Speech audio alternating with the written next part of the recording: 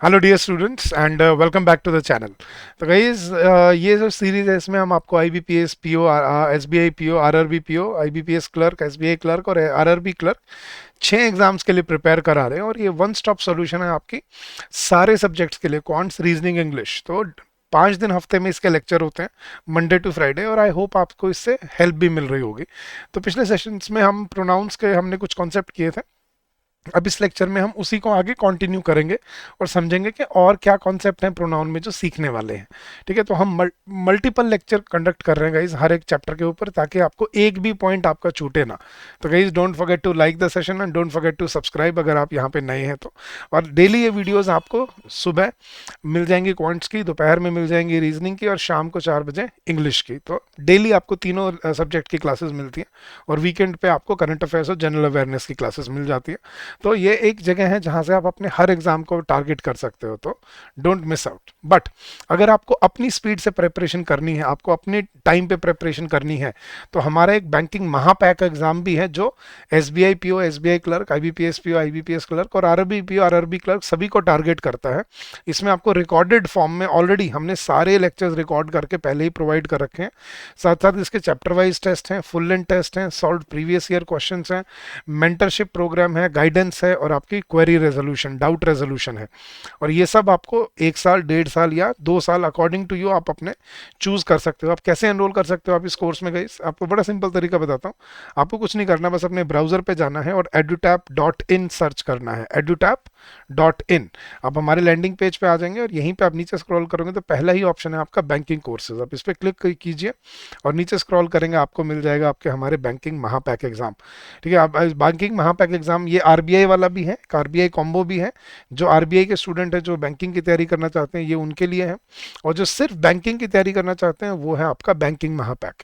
इसमें आपको हम अभी फ्लैट 70% ऑफ ऑफर कर रहे हैं, अगर आप स्क्रीन पे देख पा रहे हो तो, और कूपन कोड है इसका विक्ट्री।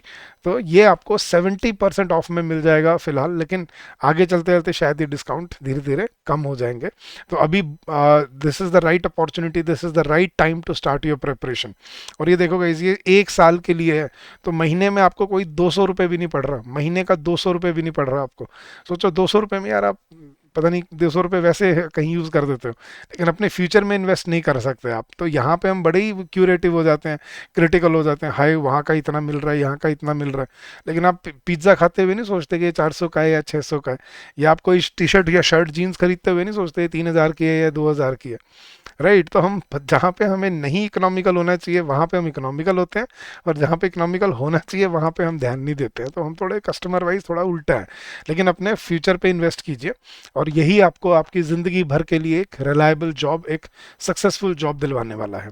तो come join us in this course and start your preparation. इसमें आप और ज़्यादा जानना चाहो तो आप यहाँ पे नो मोर पे भी क्लिक कर सकते हो, या आप यहाँ पे ब्रोशर भी डाउनलोड करके चेक कर सकते हो कि इसमें आपको क्या क्या चीज़ें ऑफर की जाती हैं। ठीक है, चलिए गाइस आ जाइए, अब अपने लेक्चर पे कंटिन्यू करते हैं वापस से। अब तक हमने शायद 5 इसके कॉन्सेप्ट किए। पहले तो मैंने आपको बेसिक समझाया था कि प्रोनाउंस की टाइप्स होती हैं, subjective, objective and possessive. Subjective pronoun जो सब्जेक्ट को रिप्लेस करने के लिए यूज होते हैं, मतलब किसी सेंटेंस में जो सब्जेक्ट है उसको, उसकी जगह पे हम कौन से प्रोनाउन यूज करते हैं, सब्जेक्टिव प्रोनाउन, सब्जेक्टिव प्रोनाउंस।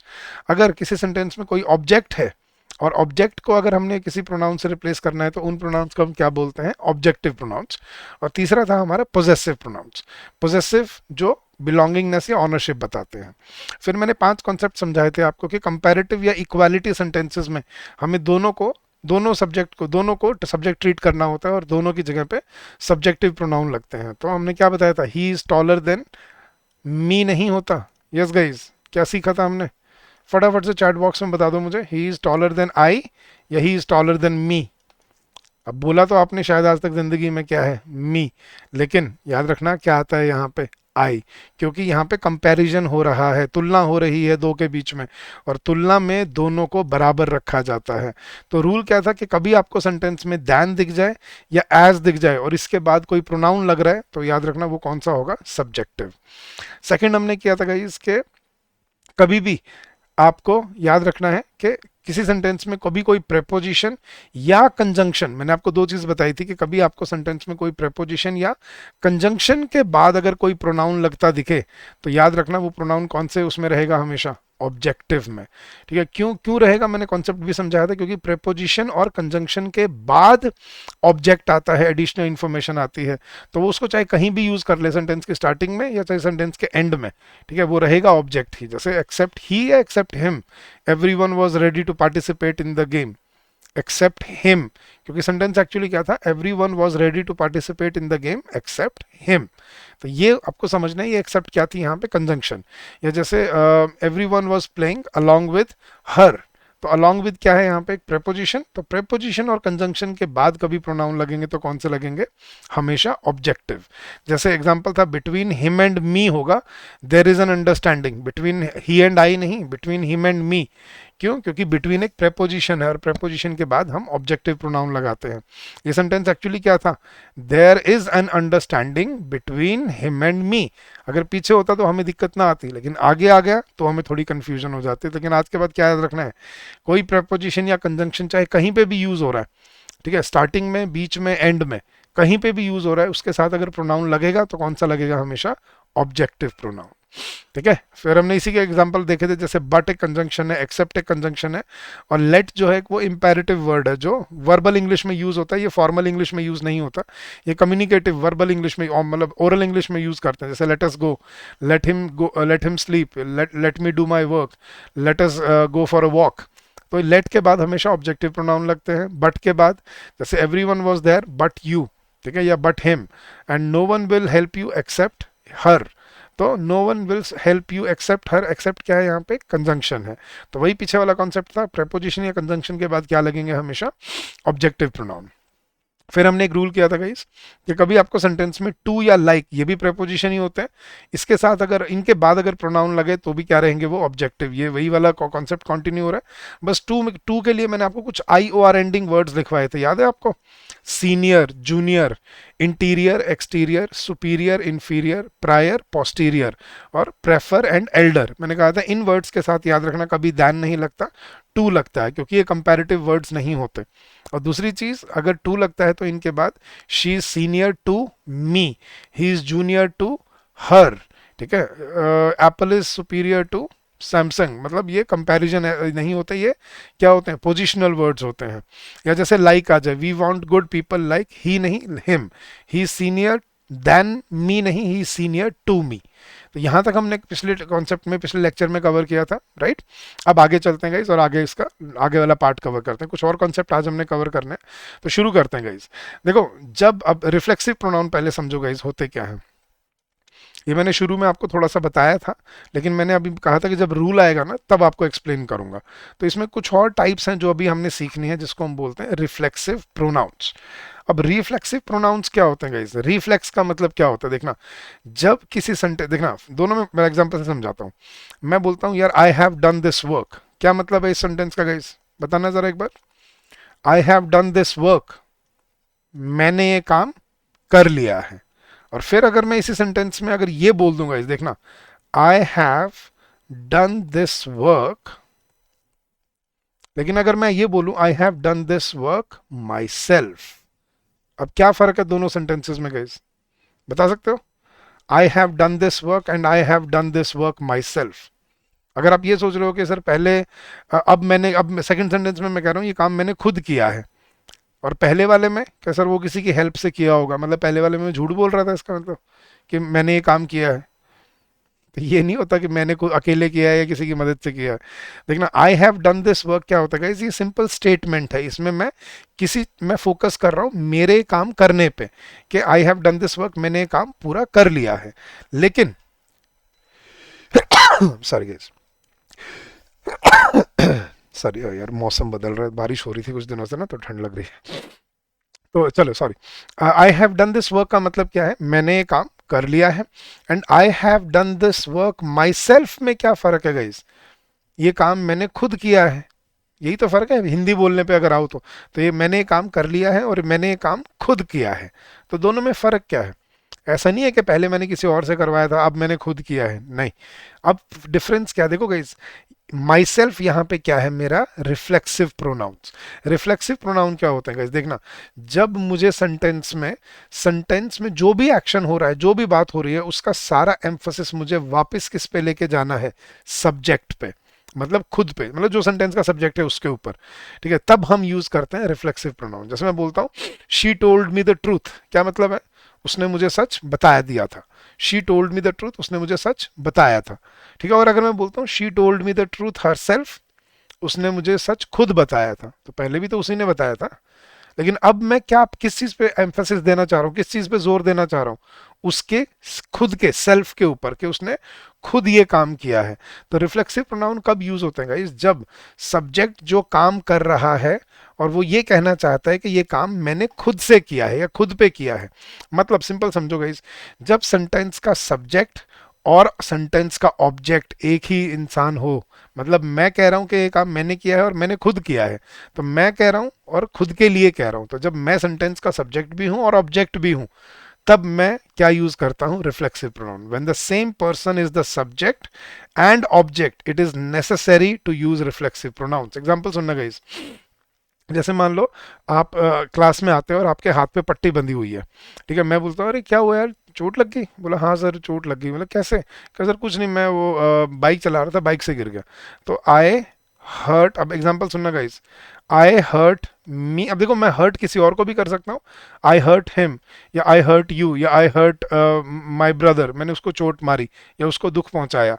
लेकिन अगर मैं खुद को कहना चाहता हूँ कि आई हर्ट मी या I hurt myself while riding the bike, कि बाइक चलाते हुए मैंने खुद को चोट मार ली, खुद चोट खा ली मैंने, तो क्या बोलेंगे, आई हर्ट मी या आई हर्ट माई सेल्फ, ठीक है, I hurt myself while riding the bike, के सर बाइक चलाते हुए मुझसे मुझे खुद चोट लग गई। जैसे मैं बोलता हूँ यार आपको कहीं पे कट लग जाता है, आपको ना बैंड, मतलब कहीं पे भी यार कट कैसे लगा, कहता है यार कुछ नहीं, शेव करते हुए खुद ही कट लग गया।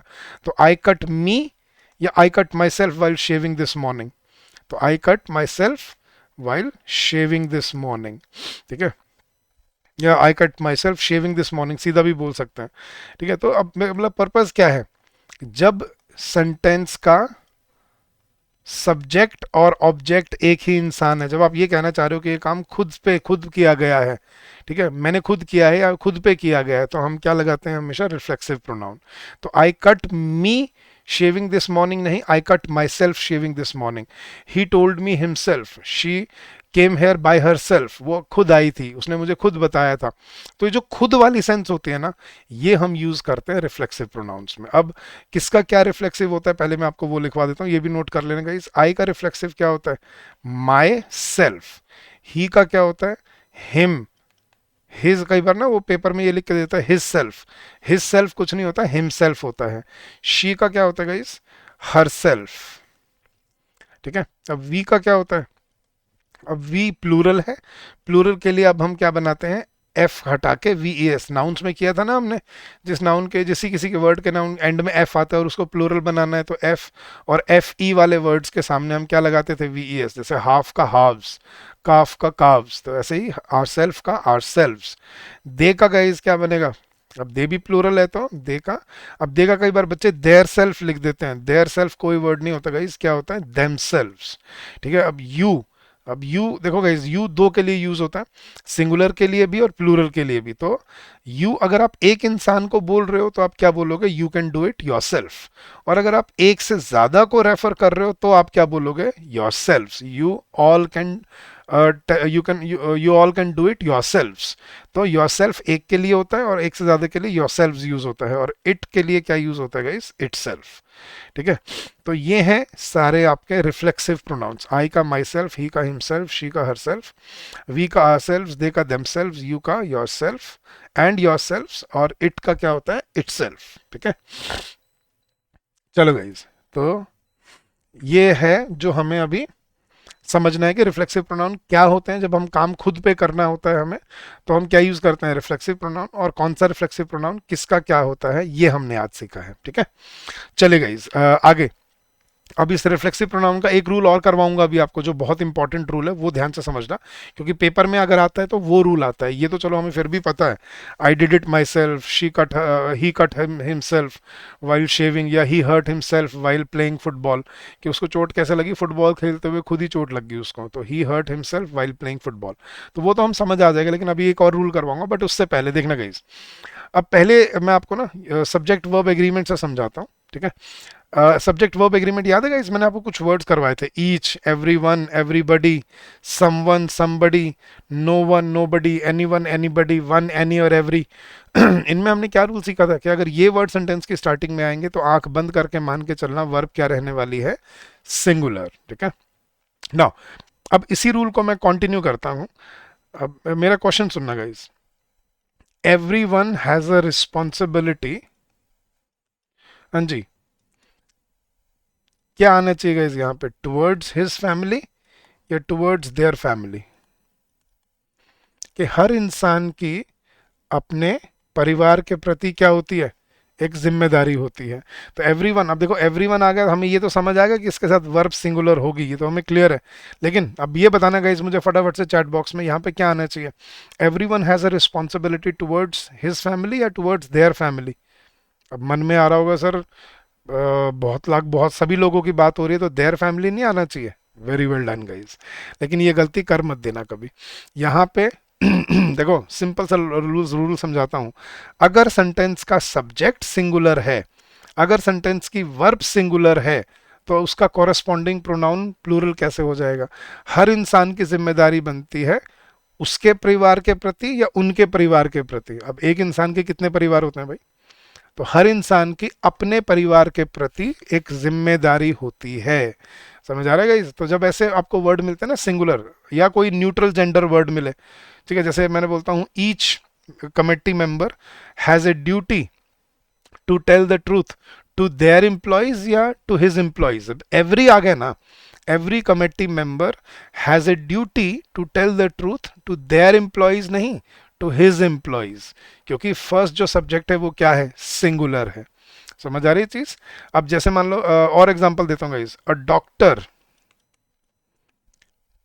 मस्ट लुक आफ्टर, अब सवाल क्या है guys, a doctor must look after his patients, ठीक है, या देयर पेशेंट्स, कि एक डॉक्टर को हमेशा अपने पेशेंट्स की अच्छे से देख रेख करनी होती है, डॉक्टर मस्ट लुक आफ्टर। अब देखो, अब देयर पेशेंट्स, अब एक डॉक्टर है, एक डॉक्टर है, सिंगुलर है, तो सिंगुलर के लिए आप प्रोनाउन प्लूरल कैसे लगा दोगे, यही गलतियां जो नहीं करनी। A teacher must listen to his या हर, अब देखो अब सर फीमेल क्यों नहीं कर रहे आप, हिज स्लैश हर आ सकता है यहाँ पे, लेकिन प्लूरल नहीं आ सकता, ये याद रखना है। पेपर में वो क्या करेगा, प्लूरल लगा के दे देगा और वहां पे गलतियां करवाएगा आपसे। तो a teacher must listen to his या her students, a lawyer is a mouthpiece of their clients, या a lawyer is a mouthpiece of his clients, कि वो अपने क्लाइंट्स का एक माउथ पीस होता है, जो वो कहना चाह रहे हैं वो कोर्ट के सामने बात रखता है। तो a lawyer is a mouthpiece of his या हर क्लाइंट्स हो सकता है, देयर क्लाइंट्स नहीं आएगा। तो जब सब्जेक्ट सिंगुलर होता है, याद रखना guys, when the subject is singular and the verb is also singular, the corresponding pronoun must also be kept singular। जैसे गाइस अब देखना, ये सिर्फ लिविंग बींग्स में नहीं, ये ऐसे भी होता है, the government should take care and provide social security, कुछ भी लिख लो, and take care and provide social security. अब सवाल ये है, टू इट्स सिटीजन्स या to their citizens, take care of, चलो ये मैं वहां पे कर रहा था, ऑफ आएगा यहाँ पे। So the government should take care of its citizens या देयर सिटीजन्स। अब बच्चा कई बार ना सोचता है यार गवर्नमेंट में तो बहुत सारे लोग हैं, तो बहुत सारे लोगों को तो सिटीजन्स की देख रेख करनी चाहिए, तो देयर आना चाहिए। government is a singular entity, so the government should take care of not their citizens, its citizens. The company must provide medical care to their employees या its employees. The company या a company must provide medical care to its employees. तो याद रखना, if the subject is singular and the verb is singular, the corresponding pronoun must also be kept singular. ठीक है, तो उसने यही बोला, देखना, ईच, एवरीवन, एनीबडी, एवरीबडी, ये देखो ये अपने पोजेसिव, अपना सिंगुलर पोजेसिव प्रोनाउन यूज करते हैं, जैसे everyone must do their duty, या everyone must do his duty.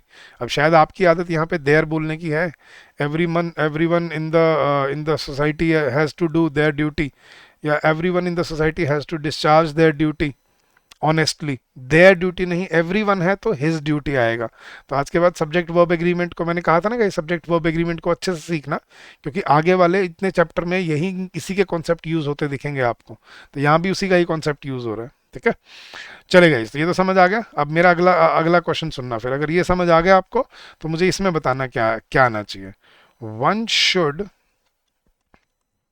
Respect, yes guys, one should respect his parents या देयर पेरेंट्स होल हार्टेडली, कि एक इंसान को अपने माँ बाप की इज्जत तहे दिल से करनी चाहिए।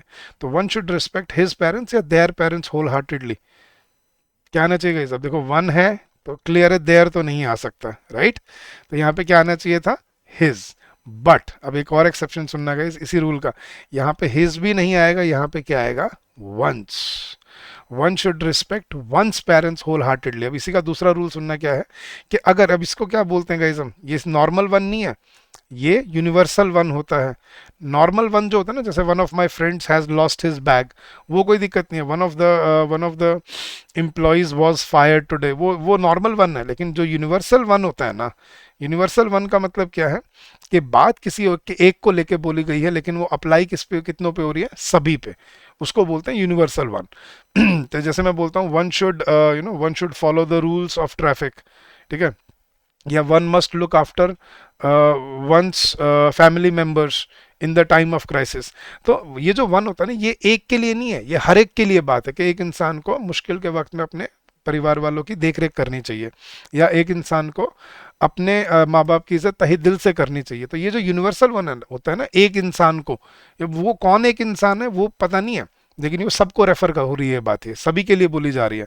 तो एक इंसान को अपने माँ बाप की, तो जब यूनिवर्सल वन जब सेंटेंस का सब्जेक्ट होगा ना, तो इसके साथ कोरस्पॉन्डिंग प्रोनाउन, अब हिज भी नहीं लगेगा, अब क्या लगता है इसके साथ? वंस। तो यही उसने ऊपर बोला, the possessive pronoun of indefinite pronoun one is one's. जैसे one must discharge one's duty to one's country, कि एक इंसान को अपने देश के प्रति, मतलब उसके देश के प्रति उसकी जो ड्यूटी है वो निभानी चाहिए।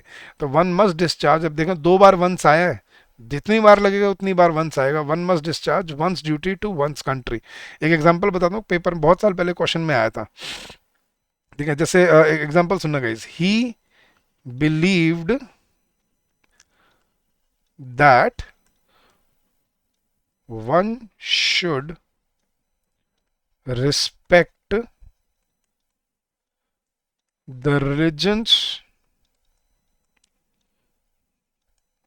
of others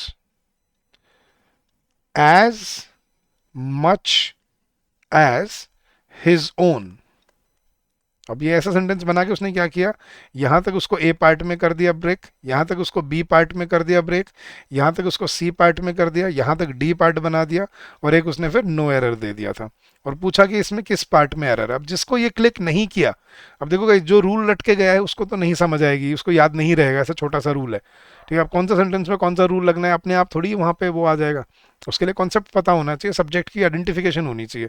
तो क्या था, ही बिलीव्ड दैट, कि वो ये विश्वास करता था कि one should respect the religions of others, कि एक इंसान को दूसरों के धर्मों की उतनी ही इज्जत करनी चाहिए जितने वो को खुद की करता है। यहाँ पे गलती क्या थी, he believed that one should respect the religions of others as much as his own या as much as one's own. तो यहाँ पे हिज ओन की जगह यहाँ पे क्या आना चाहिए था, वंस ओन, ठीक है। वो वहाँ पे गलती, जिसको कॉन्सेप्ट पता था वो गलती ढूंढ पाया, जिसने जो रट के गया था वो गलती नहीं ढूंढ पाया। तो सिंपल है, आपको कॉन्सेप्ट क्लियर होनी चाहिए, तब आप ऐसे ऐसे क्वेश्चन को टैकल कर पाओगे एग्जाम में, ठीक है। तो क्लियर हुआ गाइस, कि अगर किसी सेंटेंस का सब्जेक्ट सिंगुलर है, ठीक है, तो उसकी कॉरेस्पॉन्डिंग प्रोनाउन भी हमेशा क्या रखा जाएगा, सिंगुलर, ठीक है।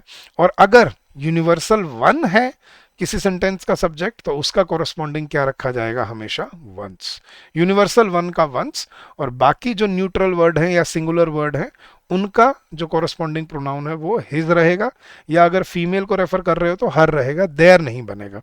ठीक है, तो a country must look after their citizens या a country must look after its citizens. A country must look after its citizens in the time of crisis like COVID-19। ठीक है, तो a country must provide sufficient या necessary resources to their citizens, या a country must, या चलो a company must provide necessary resources to its क्या बोलते हैं its employees during the time of crisis। तो ऐसे आपको क्वेश्चन बनाते हैं, लेकिन आपको समझ होना चाहिए कि सब्जेक्ट क्या है और कैसे उसको हमें पिकअप करना है। क्लियर होगा गाइस ये वाला रूल? चलिए नेक्स्ट रूल पे चलते हैं गाइस। अब ये था जो मैं आपको रिफ्लेक्सिव प्रोनाउन वाला बता रहा था ना, मैं कह रहा था रिफ्लेक्सिव प्रोनाउन पे एक रूल आएगा अभी जो बहुत इंपॉर्टेंट है। रिफ्लेक्सिव प्रोनाउन क्या होते थे गाइस? आई का माई सेल्फ, ही का हिमसेल्फ, शी का हर सेल्फ किया था हमने। तो अब इनमें रूल है गाइस, देखना ये कुछ वर्ब हैं, enjoy, avail, pride, resign, apply, acquit, assert, absent, reconcile, amuse, exert, avenge. ये आज के बाद ये वर्ड्स आपको लिख लिख के याद करने पड़ेंगे। ठीक है, तो ये 10 एक वर्ड्स हैं, इनको याद कर लेना। हाँ 10-12 वर्ड्स हैं, इनको वर्ब वर्ब है, वर्ड्स नहीं है, वर्ब है। ठीक है, ये वर्ब है, याद रखना। एक्शन वर्ब की बात कर रहा हूँ इसमें, वर्ड्स नहीं बोल रहा। अगर अब रूल सुनना क्या है, अगर इनमें से कोई वर्ड सेंटेंस में एक्शन वर्ब बन के आता है, सिर्फ ध्यान से सुनना, मैंने एक्शन वर्ब बोला है, मैं नाउन या और कुछ नहीं बोल रहा। वैसे अगर आप इंजॉय को यूज करोगे ना तो हम नॉर्मल यूज करते हैं, जैसे मैं बोलता हूँ कि enjoyment is necessary in life लेकिन अगर मैं इंजॉय को वर्ब की तरह यूज करूंगा, एक्शन वर्ब की तरह, तो रूल क्या है, इनके बाद रिफ्लेक्सिव प्रोनाउन लगाना कंपलसरी होता है। जैसे एग्जांपल सुनना गाइस, अब मैं आपको एक्सप्लेन करता हूँ क्यों होता है। मान लो आप किसी पार्टी में गए, ठीक है, आपने बहुत मस्ती की, मैं अगले सुबह आके मैंने पूछा यार कैसी थी पार्टी, आप बोले यार बड़ी सही पार्टी थी, बहुत बहुत मस्ती की हमने। तो मैं आपसे पूछता हूँ कैसी थी पार्टी, अब इसका आंसर अगर आप ये देते हो, ठीक है, आई इंजॉयड द पार्टी। ठीक है, हम नॉर्मली क्या बोलते हैं, sir the party was fantastic and I enjoyed a lot, या आई इंजॉयड द पार्टी, यही बोलते हो। ये गलत होता है गाइस, क्यों? सुनना, देखो आप पार्टी में गए, आपने इंजॉय किया, किसको? पार्टी को इंजॉय किया, खुद को इंजॉय किया? बोला सर पार्टी को एंजॉय किया, खुद को क्या एंजॉय करना, पार्टी एंजॉय करने गए थे हम। नहीं, मैंने मेरा पूरा कॉन्टेक्स्ट समझो। देखो गाइस, उसी पार्टी में शायद कोई बोर भी हो गया होगा, शायद कोई वहां से छोड़ के चला भी गया होगा, लेकिन आपने एंजॉय किया उस पार्टी को, राइट? तो इंजॉयमेंट कहाँ से होता है? दीवारों से, लाइटों से, म्यूजिक से? या इंजॉयमेंट एक एब्स्ट्रैक्ट नाउन है जो आपके अंदर फीलिंग होती है, यार मैंने बड़ा इंजॉय किया वहां पे। इंजॉय आप अपने अंदर से कर रहे थे ना। तो अब जब जो चीज़ आपके अंदर हो रही है, उसको आप ये क्यों बोल रहे हो कि आई इंजॉयड द पार्टी? आपको क्या बोलना चाहिए? I enjoyed myself at the party. ये है एक्चुअल कॉन्टेक्स्ट इसका, लेकिन ये हमें कभी आज तक किसी ने सिखाई नहीं होगी ये बात, और ये ग्रामर में आती है। तो देखना, ही एब्सेंटेड फ्रॉम द क्लास येस्टरडे, या ही एब्सेंटेड हिमसेल्फ फ्रॉम द क्लास, कि वो कल क्लास से अनुपस्थित रहा। देखो अगर मैं ये बोलूंगा ना ही वॉज एबसेंट, ये ठीक है, she was absent, he was absent, लेकिन अगर मैं इसको वर्ब की तरह यूज कर रहा हूँ ना, ही एबसेंटेड, तो मुझे क्या लगाना पड़ेगा? Reflexive pronoun. He absented himself from the class, they enjoyed at the party, या they enjoyed themselves at the party, they enjoyed themselves at the party, she prides on her wealth and beauty, कि उसको अपने पैसे और अपनी सुंदरता पे बहुत घमंड है, या उसको अपनी पैसे और सुंदरता के वजह से अपने ऊपर घमंड है। देखो पैसे पे थोड़ी घमंड होगा, पैसे की वजह से घमंड तो उसके अंदर होगा ना। तो she prides on her wealth and beauty, या she prides herself on her wealth and beauty. He resigned himself to fate, resign का मतलब एक नौकरी से इस्तीफा देना भी होता है, और रिजाइन का मतलब ये भी होता है अपने आप को किसी के भरोसे छोड़ देना। ठीक है, तो ही रिजाइंड टू फेट मतलब उसने सब किस्मत पे छोड़ दिया, या ही रिजाइंड हिमसेल्फ टू फेट, उसने सब कुछ मतलब उसने खुद को किस्मत के भरोसे छोड़ दिया। तो ये है रिजाइंड हिमसेल्फ। एक्विट का वैसे मतलब होता है लीगल टर्म्स में बाइज्जत बरी हो जाना, ठीक है, लेकिन एक्विट का एक और मतलब भी होता है, जिसका मतलब होता है अपने आप को किसी काम में समर्पित कर देना, मतलब अपने आप को किसी काम में लगा देना। तो the officers acquitted well during the crisis, जैसे the military forces acquitted very well during operation Sindoor, या the officers acquitted themselves very well during the operation Sindoor. तो एक्विट का मतलब अपने आप को उस काम में लगा देना, दिन रात उस काम में घुस जाना। So the officers acquitted themselves well during the crisis, she has reconciled to the demands of her in-laws, या she has reconciled herself। reconcile होता है भाई खुद को समझा लेना, reconciliation आपने सुना होगा। तो रिकनसाइल का मतलब होता है खुद को समझा लेना। I amused by watching a movie, या I amused myself by watching a movie on on this Sunday, कि संडे क्या किया तूने, तू अकेला था घर पे, तो कुछ नहीं मैंने मूवी देखी। तो I amused by watching a movie, या I amused myself by watching a movie. हाँ जी, एग्जर्ट या एजर्ट, जोर देना, जैसे मम्मी पापा बोलते हैं बेटा एग्जाम नजदीक आ गए, पढ़ाई पे जोर दो, लेकिन वो क्या कह रहे हैं एक्चुअली, पढ़ाई पे जोर दो, पढ़ाई पे जोर कैसे दिया जाता है guys? चार किताब नीचे रख के बैठ जाओ उसके ऊपर, पूरा जोर है जी हमारा। नहीं, जोर दो मतलब देखो, पढ़ाई पे जोर क्या, पढ़ाई पे क्या जोर दोगे आप, जोर खुद पे दोगे, अपने आप को पुश करोगे ना आप, कि चल यार पढ़ते हैं और पढ़ना है। तो you should exert on your studies, you should exert yourself on your studies. हाँ जी, you should exert on your future, you should exert yourself on your future. तो ये कुछ ऐसे वर्ब्स हैं गाइस, अभी आपने शायद पहली बार सुने होंगे ऐसे ये रूल ना, शायद जिंदगी में देखा भी पहली बार हो, क्या पता। तो आपको रूल याद रखना है कि अगर ये 12 वर्ड्स अगर एक्शन वर्ब बन के यूज होते हैं सेंटेंस में, तो याद रखना इनके साथ रिफ्लेक्सिव प्रोनाउन लगाना जरूरी होता है। Avail, you should avail the opportunity, ये तो आपने बहुत बार सुना होगा, है ना। You should avail the opportunity, ये गलत होता है guys, you should avail your self, और अवेल के साथ ऑफ लगता है हमेशा, you should avail your self of this opportunity. जैसे कोई नोटिफिकेशन आती है, पापा बोलते हैं बेटा बड़ी अच्छी नोटिफिकेशन आई है, बहुत सारी पोस्ट है, फटाफट से फॉर्म भर दो, ठीक है। तो पापा क्या बोलते हैं, you should avail the opportunity, you should avail your self of the opportunity, कि देखो अपॉर्चुनिटी आई है, अपॉर्चुनिटी का फायदा उठाओ, फायदा अपॉर्चुनिटी का नहीं है, फायदा आपका है, तो अपना लाभ आप लोगे। तो यू शुड अवेल मतलब benefit your self of this opportunity, तो अवेल मतलब बेनिफिट लेना, फायदा उठाना, तो you should avail your self of this opportunity. ठीक है, मैंने सारे वर्ड्स के एक एक एग्जाम्पल आपको बता दिया, आई होप नाउ कि अब आपको समझ आ गया होगा कि ये जो वर्ब्स हैं enjoy, avail, pride, resign, apply, you should apply yourself to your job, क्या तुम्हें अपनी जॉब पे और मेहनत करनी चाहिए, you should apply yourself to your job. Acquit, assert, absent, reconcile, amuse, exert, avenge, she avenged herself on her enemies, उसने अपने दुश्मनों से अपना बदला लिया, अपना बदला लिया। तो ये ऐसे वर्ड्स होते हैं गाइस जिनके साथ आपको हमेशा रिफ्लेक्सिव प्रोनाउन लगाना होता है, कंपलसरी होता है, इसके बिना आप रिफ्लेक्स मतलब इनके साथ आप रिफ्लेक्सिव प्रोनाउन नहीं लगाओगे, it will be considered as a mistake. और ये ऐसे ऐसे रूल्स हैं गाइस जो आपको एग्जाम में पूछे जाते हैं, तो सुपर इंपॉर्टेंट रूल है, डबल स्टार लगा रहा हूँ यहाँ पे, ठीक है, जरूर करना और अच्छे से करना, क्योंकि इस पे गलतियां बहुत बन जाती हैं एग्जाम में, ठीक है। चलेगा, इस नेक्स्ट रूल पे चलते हैं, ये भी बहुत क्रूशियल रूल है और बहुत इंपॉर्टेंट रूल है, आज के लिए आखिरी है, इसके कुछ रूल्स और हैं इस टॉपिक के जो हम कल वाले सेशन में करेंगे, आने वाले कल में, ठीक है, और वहां पे देखेंगे और प्रोनाउन में क्या कॉन्सेप्ट बचते हैं अभी। बट ये वाला रूल समझ लेगा इस, ये वैसे आपको थोड़े टाइम बाद आपको समझ आएगा, जब टेंसेस में कराऊंगा ना, टेंसेस के बाद समझाऊंगा जेरेंड क्या होते हैं गाइस, लेकिन सिंपल टर्म्स में समझाता हूँ। देखो गाइस, अब मैं आपसे अगर सिंपल लैंग्वेज में पूछूं, तो अब मुझे एक बार बताना गाइस, स्विमिंग जो वर्ड है, स्विमिंग कौन सा वर्ड है गाइस, ये नाउन है, वर्ब है, एडजेक्टिव है, एडवर्ब है, प्रोनाउन है, प्रेपोजिशन, कंजंक्शन, क्या है स्विमिंग, बता सकते हो मुझे आप। सर स्विमिंग तो एक्शन वर्ब है, आपने ही सिखाया था, जो कोई वर्ड आपको कोई एक्शन होता हुआ बताता है उसे हम क्या बोलते हैं, एक्शन वर्ब बोलते हैं। तो स्विमिंग तो एक्शन वर्ब है, बिल्कुल सही है, लेकिन स्विमिंग एक्शन वर्ब कब है, जब वो सेंटेंस में एक्शन होता हुआ बता रहे हैं, जैसे मैं बोलता हूँ ही वॉज स्विमिंग या आई एम स्विमिंग, ठीक है। लेकिन अगर मैं स्विमिंग को एज अ नाउन यूज करने लग जाऊं, देखना गाइस, अगर मैं ये बोलता हूं swimming is a healthy exercise, जब मैं उसको एक स्पोर्ट के नाम की तरह यूज करने लग जाऊं, swimming is a healthy exercise, अब स्विमिंग यहां पे कोई स्विमिंग कर रहा है क्या सेंटेंस में, नहीं, अब स्विमिंग क्या है, एक नाउन की तरह यूज हो रहा है।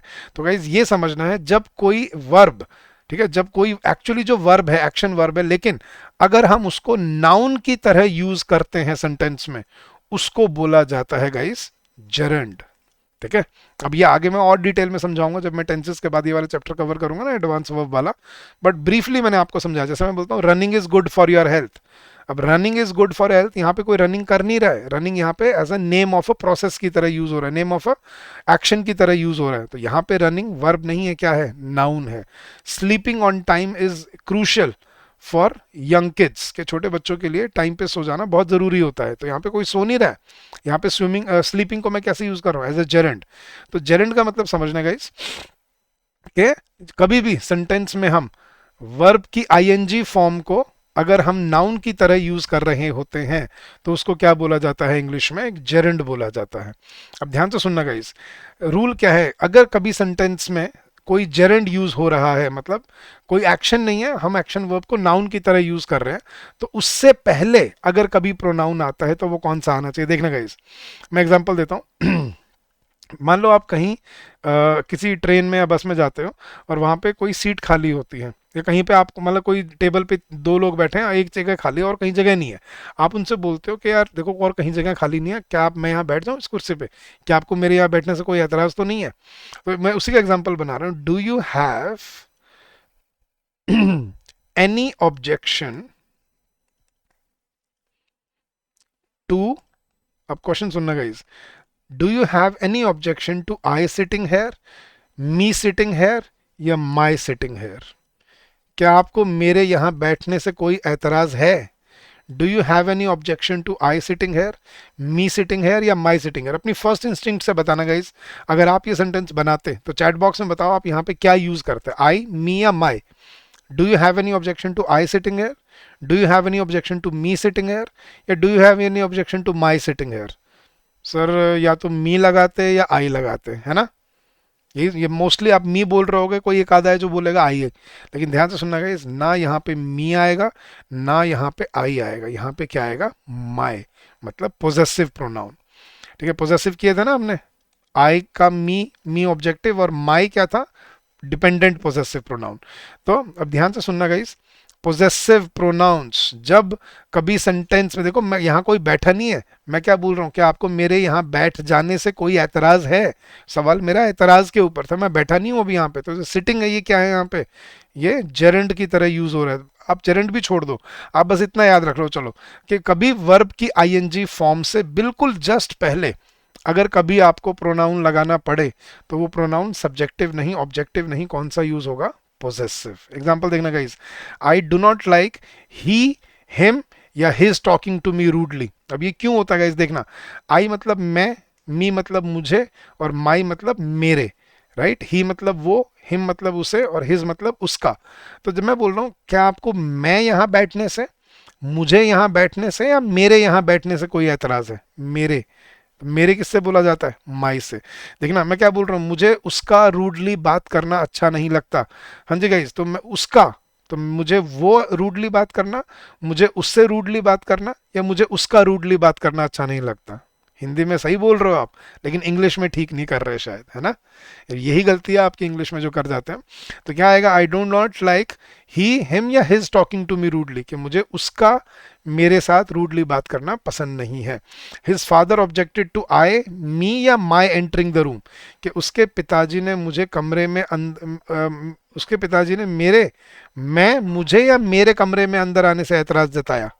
कि his father objected to my entering the room, तो उसके पिताजी ने मैं, मुझे या मेरे कमरे में अंदर आने से के लिए एतराज जताया। तो क्या वो आएगा? हिंदी में तो हम सही बोल रहे हैं, मेरे अंदर आने के लिए।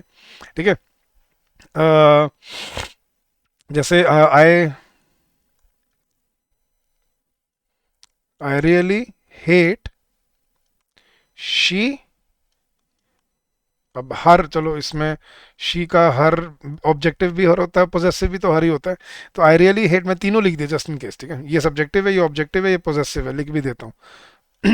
ठीक है, तो आई रियली हेट शी, हर, या हर शाउटिंग एट मी एंग्रीली, कि वो जो गुस्से में मेरे ऊपर चिल्लाती है, मुझे वो बहुत बिल्कुल अच्छा नहीं लगता। तो आई रियली हेट शी, हर, या हर शाउटिंग एट मी एंग्रीली। तो ये देख समझना गाइस, कि मुझे वो, उसे या उसका मुझ पर गुस्से में चिल्लाना पसंद नहीं है, अच्छा नहीं लगता, या मैं नफरत है मुझे इस चीज से। तो I really hate her shouting at me angrily. ठीक है,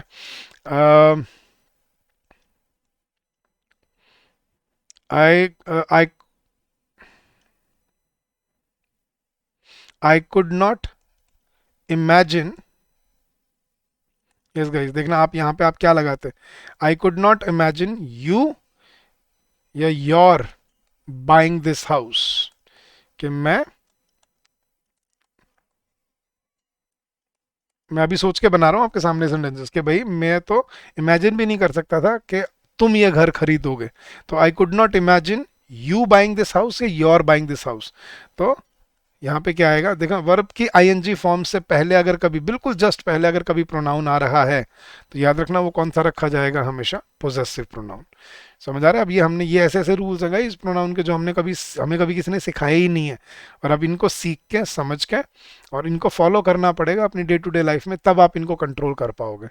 ठीक है, तो अगर आपको गाइज यही ऐसे ऐसे कॉन्सेप्ट, अभी हम और करेंगे इसके, अभी कल वाले लेक्चर भी, इसमें एक और लेक्चर आएगा अभी इसी टॉपिक का, लेकिन अगर आपको ऐसे ऐसे कॉन्सेप्ट आपको एक ही जगह पे रिकॉर्डेड फॉर्म में चाहिए, आपको चाहिए कि एक ही जगह से मुझे सारे कॉन्सेप्ट क्लियर हो जाए, मेरी सारी डाउट्स, सारी सारी चीज़ क्लियर हो जाए, तो हमारा एक बैंकिंग एग्जाम महापैक है जिसका लिंक आपको वीडियो के डिस्क्रिप्शन में मिल जाएगा। ये course guys SBI PO, SBI clerk, IBPS PO, IBPS clerk, RRB PO, RRB clerk, सभी सब्जेक्ट्स के लिए, quants, reasoning, English, current affairs, general awareness, सारे सब्जेक्ट्स आपको यहाँ पे कवर कराए जा रहे हैं, जिसमें रिकॉर्डेड फॉर्म में आपकी क्लासेस फॉर्म आपकी अवेलेबल है। आप डे 1 से अपनी स्पीड पे तैयारी शुरू कर सकते हो। चैप्टर वाइज टेस्ट हैं, फुल लेंथ टेस्ट हैं, प्रीवियस ईयर क्वेश्चंस हैं। ठीक है, और ये सब आपको एक ही जगह पे मिल रहा है, तो आप 6 एग्जाम टारगेट कर सकते हो। और ये सिर्फ फेज़ 1 के लिए नहीं, फेज़ 2 के लिए भी है, मतलब मेंस के लिए भी है, जिसमें आपको डिस्क्रिप्टिव इंग्लिश भी आता है। ठीक है, डिस्क्रिप्टिव इंग्लिश एसबीआई में और आईबीपीएस में, लेटर राइटिंग, एसे राइटिंग, वो सब भी इसके अंदर है, और इसके लिए उसके फुल लेंथ टेस्ट भी प्रोवाइडेड है। इससे ज़्यादा क्या चाहिए गाइस आपको, और इसकी वैलिडिटी कम से कम 1 साल की है, 1.5 साल आप या 2 साल आप चूज कर सकते हो, आपके अकॉर्डिंग, आपकी मर्जी है। ठीक है, तो जाइए ज्वाइन कीजिए और अपनी प्रेपरेशन को स्ट्रीमलाइन बनाइए। इसमें बेस्ट चीज़ क्या है, आपका कोई डाउट है, कोई क्वेरी है, आप हमसे पूछ पाओगे। कभी भी कोई डाउट समझ नहीं आ रहा, कॉन्सेप्ट क्लियर नहीं हो रहा, या डाउटफुल लग रहा है कुछ, या कुछ क्वेरी आ रही है, प्रॉब्लम आ रही है, आप हमसे बात कर सकते हो और हमसे अपनी क्वेरी रिजॉल्व करा सकते हो। सबसे इंपॉर्टेंट पॉइंट ये है इस कोर्स का। तो come join us and start your preparation and streamline your journey here. So आज के सेशन में बस इतना ही गाइस, बाकी वाले इसके 2-3 रूल और बचे हैं जो अभी हम कल करने वाले हैं, और फिर मैं आपको इसके लिए कुछ प्रैक्टिस क्वेश्चन दूंगा इसमें। ठीक है, चलिए गाइस, तो that's it for today. I wish you all the success in your endeavours ahead. I hope ये सेशंस आपकी हेल्प कर रहे होंगे। अगर कर रहे हैं तो लाइक ज़रूर कीजिएगा, सब्सक्राइब कीजिएगा, और अगर कोई डाउट रहे, कोई क्वेरी हो, या कुछ पूछना है किसी कोर्सेज के बारे में, तो you can call us on this number which is 8146207241, और you can drop us an email at hello@edutap.co.in। edutap.co.in ये हमारा ईमेल आईडी, आप हमें ईमेल भी कर सकते हैं। So that's it for today guys, thank you so much for your patience and for your receptiveness. Keep on working hard, keep on giving your best, and I'm sure you will come out with flying colors. So thank you so much once again, and happy learning to all of you. Bye bye, take care, and have a great time ahead.